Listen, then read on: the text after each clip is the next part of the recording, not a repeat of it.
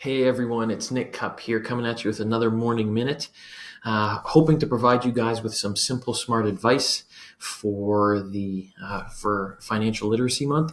So today's concern, what we're going to talk about is I'm worried about diversification in my portfolio. I'm paranoid that the bottom will fall out. All right, so this is a very common concern about losing all of your money or the risk of ruin. Okay, so first and foremost, what is diversification? So in the simplest terms, diversification is the practice of not putting all of your eggs in one basket. It's putting a little bit over here, a little bit over there, a little bit over there, and so on and so forth. Okay, so let's address this emotional response, this anxiety, in a logical and systematic fashion. Okay, so we can't control what the markets do, so we're not going to worry about that. So it's raining today right outside my window. I mean, no matter how hard, I try to make it to stop raining, I have no control over that, and I'm not going to stress myself out because of that, because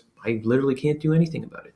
Same thing goes with the markets. Okay, so what we can control, though, and this is the beautiful part of it, is how much we diversify. It is our choice. We have the option to choose how much money or whatever, how much we diversify in various buckets. Okay, that is up to us. Okay, so let's focus on that. So going through an example, say we have $100,000 to invest. Excuse me. Say we have $100,000 to invest. We're going to invest that into an oil company for now. Okay, so right now we have 100 grand. We dump it into one particular oil company. So what levels of risk are we exposed to? Well, first and foremost, there's company specific risk. Okay, our success is tied to that specific company, right, and what they do.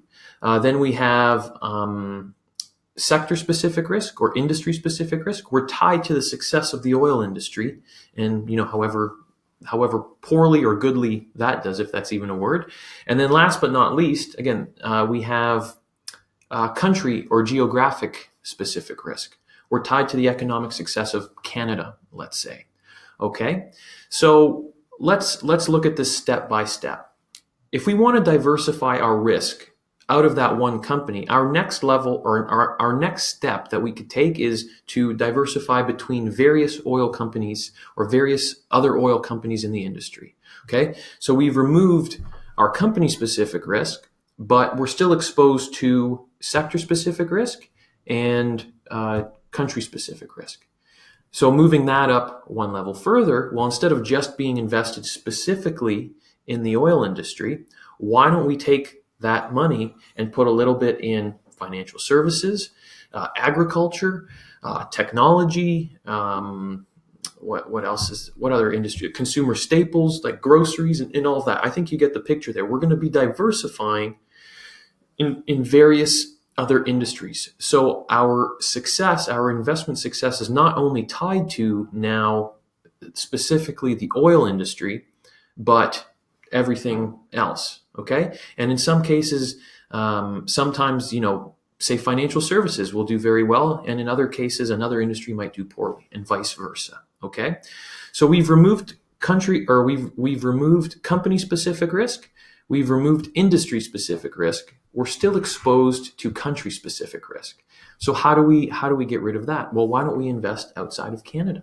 Okay, that's the whole point of having a globally diversified portfolio. We're not only tied to the economic success of Canada. We'll invest a little bit in the US. We'll invest a little bit in, say, Asia and Europe and Australia and China and all of that stuff. So you have a globally diversified portfolio. And within that globally diversified portfolio, we're invested in various industries in many companies across various industries. So let's go back to addressing that fear, that stress, or that anxiety of, I'm worried about diversification and I'm worried that the bottom will fall out. For the bottom to fall out, every single company within that globally diversified portfolio would literally have to go bankrupt. That would have to happen for you to lose all of your money. Okay, I guess anything is possible, but that's very, very, very, very unlikely to happen. I always joke with my clients that if that does happen, forget about your investment portfolio, join a shoot, shovel, and shut up club, and load up on like ammunition and canned food or something like that, because that's the apocalypse happening. But in all seriousness, again, going back to that